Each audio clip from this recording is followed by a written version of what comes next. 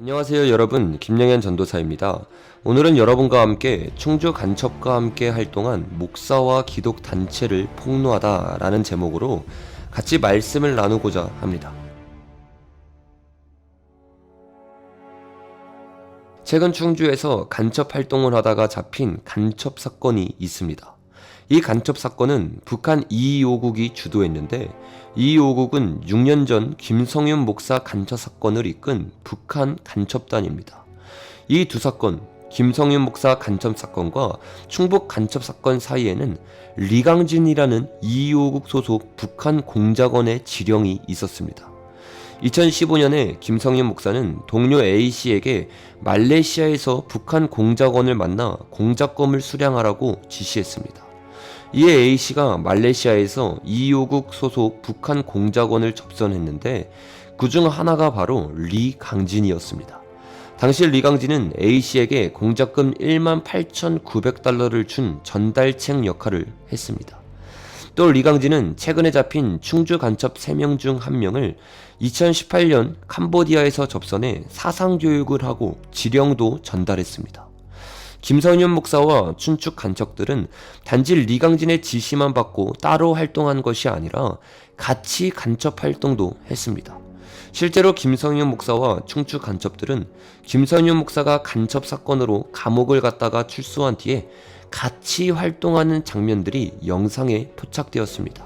청주에서 F-35A 도입 반대 활동을 해왔는데, 이것을 북한의 지령으로 F-35A 도입 반대 활동했다고 국정원이 조작하고 있습니다.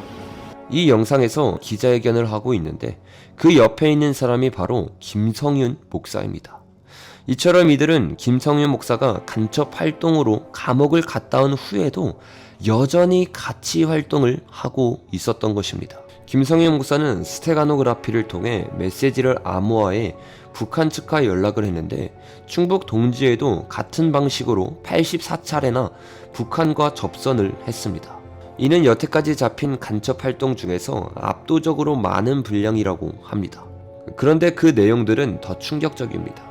이들은 북한 김정은에게 충성을 맹세하는 혈서까지 썼으며, 지역 정치인과 사회인사 60여 명을 포섭하라는 지령까지 받은 것으로 알려졌습니다. 더 충격적인 것은 이들은 2017년 문재인 더불어민주당 대선 후보에 특보단으로 임명돼 문재인 후보 지지 선언을 하기도 했다는 것입니다. 간첩이 밀어주는 대통령, 그리고 그 대통령은 간첩 신영복을 존경한다고 발언하고 낮은 단계 연방제를 추진한다고 말을 하고, 실제로 그 대통령은 F-35 지원을 줄이고 있습니다. 여러분, 이것이 과연 우연일까요? 수사기관은 충주 간첩들이 F-35A 도입 반대 운동뿐 아니라 통일 반묘목 100만 그루 보내기 운동, DMZ 인간띠 운동 등을 한 것으로 파악하고 있고, 모두 북한의 구체적 지령과 연관된 활동으로 보고 있습니다. 조사에서 밝혀진 바와 같이 이 운동들은 북한에서 직접 지령을 내려서 만든 운동들입니다. 그런데 이 운동들은 한국에서 어떻게 생겨난 것일까요? DMZ 인간띠 잊기 운동은 강원도 철원의 한 작은 교회의 목사가 처음 제안을 했고, 뜻을 함께 하겠다는 단체들이 참여하면서 공식화되었습니다. 북한에서 만들라고 했던 운동의 시작을 목사가 한 것입니다. 그리고 인간띠 잊기를 가장 앞장서서 하는 인물 중 하나는 부흥한국의 고영원과 한미미입니다. 고영원은 2017년 일본 잡지에서 발표한 김일성의 충성 맹세를 한 명단에 속해 있던 인물입니다. 이것이 과연 우연일까요? 고영원뿐 아닙니다. DMZ 인간띠 잊기 운동에 가장 앞장서는 기독교 단체가 또 있는데, 바로 NCCK입니다. NCCK는 간첩 이석기 사건 때도 이석기 석방을 요구했고, 유엔에는 대북 제재 해체를 촉구하기도 했습니다.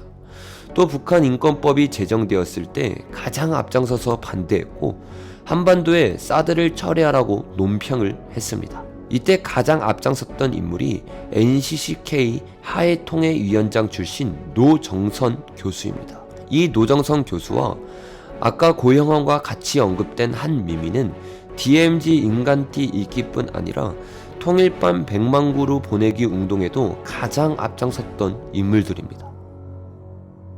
여러분, 북한의 지시로 시작된 F-35 반대, DMZ 인간띠 잊기, 통일반 묘목 심기 운동들의 가장 앞장서는 사람들이 목사들과 기독교 단체였다는 것입니다. 이들이 과연 목사일까요? 아니면 목사의 탈을 쓴 일일까요? 1973년 월망이 패망할 때 가장 큰 요인은 바로 간첩들이었습니다. 우리는 이 역사의 교훈을 기억하며 우리나라가 간첩들로부터 북한에 점령당하지 않기 위해 지금부터라도 세 가지를 시작해야 할 것입니다. 첫 번째, 오늘날도 간첩이 여전히 존재한다는 것을 국민들에게 알려야 합니다. 오늘날 한국에서 간첩 이야기를 하면 2021년에 무슨 간첩이냐고 말합니다. 그런데 여러분, 우리는 북한과의 전쟁이 아직 끝나지 않았다는 것을 생각할 필요가 있습니다. 만약 우리가 이 사실을 간과한다면 세계 공국력 사이였던 월남이 순식간에 점령당한 것처럼 무너지게 될 것입니다. 그래서 우리는 학교와 교회, 직장과 군대에서 공산주의의 위험성과 간첩 활동에 대해 교육을 하고 반공 정신을 투철하게 새겨 주어야 합니다. 둘째로, 간첩이 잡혔을 때 강력한 처벌을 해야 합니다. 김성윤 목사는 명백한 간첩으로 잡혔는데도 불구하고 감옥에 만 2년만 들어갔다 나왔습니다. 더 충격적인 것은 감옥 출소 후에도 당당하게 나와서 활동을 하고 있다는 것입니다. 감촉 활동을 하다 잡혔는데 고작 2년이 말이 되는 형량입니까? 이러니 다른 간첩들도 무서워하지 않고 담대히 간첩 활동을 하게 되는 것입니다. 간첩이 잡혔을 때는 형량을 강화하고 더 이상 대한민국에서 활동하지 못하도록 강력히 형벌을 내려야 하는 것입니다. 마지막 셋째로, 한국 교회 안에 있는 단체들의 사상 검증을 철저하게 다시 해야 합니다. 북한인권단체 총연합 대표인 이해란 대표님은 대한민국 공산화의 결정적인 요인은 교회에서 일어났다고 말했습니다. 이해란 대표님의 말처럼 지금 대한민국의 간첩이 가장 많이 침투해 들어간 곳은 바로 종교계입니다. 한국교회는 이것을 간과했습니다. 그래서 지금 많은 교계 단체들이 종북 세력에 넘어갔고 북한 주민이 아니라 북한 정권을 돕고 있는 것입니다. 이런 잘못된 세미나와 교육들이 교회에서 가르쳐질 때 10년 뒤 한국교회에서는 복음 전사가 아니라 사상 정산들이 만들어진 것을 발견하게 될 것입니다. 여러분, 지금이라도 늦었다고 생각하지 말고 이 세 가지를 지금부터 당장 시작해야 우리는 다음 세대들을 공산주의와 간첩으로부터 지켜낼 수 있을 것입니다. 오늘 영상은 여기서 마치도록 하겠습니다. 감사합니다.